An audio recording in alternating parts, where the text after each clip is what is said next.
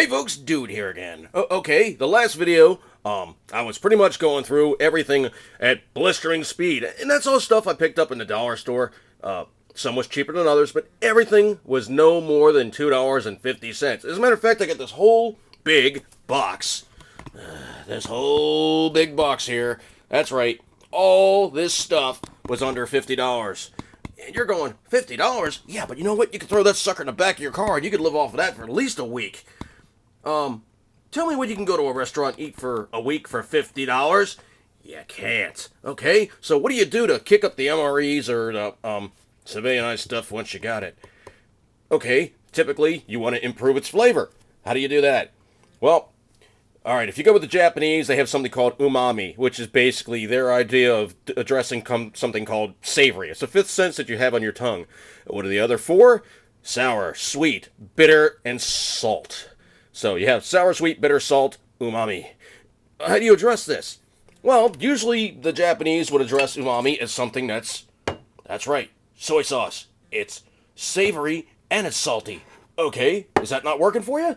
Alright, kick it up a little bit. I love teriyaki sauce, and I put it on everything. And I do mean everything. Oh, what else do I use to a great degree? Okay, alright, since we're going to have a countertop thing here, let's just go through the spices. Garlic teriyaki sauce. I love this. This is so good. Okay, what else do I use? I could use Tabasco, but I'm not going to use normal Tabasco. Oh, no. Chipotle. Get a little for your spice. Good. Shiznit. Okay, what else do I use? Oh, I'm going to have to replace this bottle pretty soon. Sriracha. Oh, anybody who's ever tried this stuff? Okay, it's got about a medium to hot heat level, but it's got like a spicy, sweet component to it. Man, it makes stuff just flippin' excellent. I love sriracha, and it works on everything, including eggs. Okay, not feeling that? Alright, well, remember like I said in the last video, picante sauce. Oh man, picante and salsa on, well, your breakfast eggs? Yummy. It is just too good. Okay, what are my other major faves in terms of spice? Okay, you go to a grocery store, you might have to hunt for this one. Madras curry powder. Okay, one of my absolute favorites, and I've ruined Mrs. Dude with this one, is you take a chicken breast. And this is really simple. This is not, well, like MRE related either, but you could do this for home cooking. Make sure you got a grill, or, well, you could do it in the oven too. It's just not quite the same. You take the chicken breasts, right? Wash them off. You could do chicken tenders, wash them off, get them wet, shake them off, make sure they're, well, damp. Hose them with this stuff. And I do mean, like, liberal quantities of very, very distinct coverage. Alright, once you got them covered, put them in the fridge, leave them overnight. That's known as your dry rub. You pull them out the next day, hold them down, hit them down with some sprayed on olive oil, grill them up. You will be amazed at how good that is. Oh man, I truly love me some grilled birdage. Yummies. Okay, well, you're stuck in the field. This is not that big. I mean, you're only talking 1.5 inches by, maybe 3 inches by maybe, 3.5 inches, 4 inches? That'll fit. Well, hell, that'll fit in the 308/762 ammo pouch. You can be the curry combat guy. Trust me, everybody's going to really enjoy your company because you're going to be the good tasting fella. Watch out for zombies. I think they like curry too. Ugh. Okay, well, what else can you do for kicking it up in the field?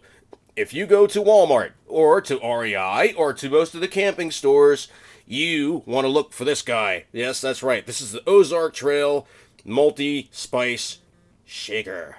Ugh. What's it got? Oh man, this sucker's great. It's got garlic, black pepper, salt, paprika, seasoned salt, cayenne pepper. Ooh. There's not going to be too much that doesn't really get kicked up and, well, flat out delicious when you hit it down with, most of these. Between these two, you are a walking spice cabinet. Okay, what else do we have to play with? Alright. My grandmother, she came over from Hungary. I got it bad. The red stuff goes on everything. Okay, what else kicks it up a bit? Yeah, I know you're in the field, but it's small, it's easily portable, and okay, if you want to get right down to it, you could pack all this in a shoebox. That's right, and you would have literally a veritable, well, palette of flavors. Good times. Okay, so what else can you do to kick it up? Well, like I said, of course, you have all those various goodies. One of my other favorites. And then, okay, you know what? I'm going to do the liquid form first, then I'll do the solid form. Oh, where did I put the baba? Oh, here we go. There is nothing on the planet that doesn't give something more kick than a little bit of sesame oil. Alright, I put it in everything, including my homemade jerky. Okay, want a little texture? Want a little something more? Alright, well, that's right. Go to the Asian store. Big honking container. It's like $3. You go to a grocery store. Okay, let's put it in perspective. You can look at this for $3 at the store where, well, basically everybody speaks different languages and writes and scribbles. Or you can go to the grocery store. I know there's a Coleman container, but this equivalent size of the McCormick of sesame seeds for like $5 or $6. Man, bend over and grab them because you're going to get it on that one, Bubba. Ooh, not good times. Okay. There's a bunch of spices out there, and there's a bunch of other inducements you can add to really kick something up and make it better in the field. What's it going to take? Okay, you carrying the item. I guarantee you, this got real popular when I sent it over to somebody who was over in the sandbox. He told me that he used it constantly. And that was like the dude who was stuck eating the food on the base and not like the guy stuck in the field eating MREs cooking in the desert. By the way, thank you guys. You're really kicking ass and appreciate the service. Always. 80s Podcast Channel loves veterans. Okay, he got real popular with this stuff. And let me tell you, when it comes right down to it, you're stuck in the field, you're stuck with MREs, you're stuck with not a lot of condiments. Yeah, you got your little baby bottle of Tabasco, which is good for... You're done. The big honking bottle of Tabasco will always serve you better. What else do we have over here that could really kick something up and make it amazing? Okay, let's go a little bizarre here. Let's go a little really, really esoteric. Chutney. Oh man, chutney gives a spicy, sour, sweet thing like you don't want to know. And my South African friend, well, I got it for him when I made some bobote. I bought 2 bottles off of eBay and sent him one. You know, this stuff just flat out rocks, and I'm going to dig out a spoon and I might just eat some. I love chutney. I commend it to you, folks. Try some chutney. You know, it's just one of those things that, okay, the Brits got it right, and you never want to eat British food if you can avoid it. Usually your average British recipe starts out with, first place a large pot of water on the stove, and slice the meat into quarter-pound chunks and drown it. You know, boiling your food, yeah, that's cool if you got a retort pouch, but it's not cool if you're talking about meat. Meat likes heat. Meat likes, heat. Meat likes fire. Smoke, fire, and all the rest of it, and I'm getting some ideas here, folks. Hopefully you are too. Just remember, bad food is bad. Good food can be made better. Better food, well, better food can be just flat out amazing with a little bit of love and attention.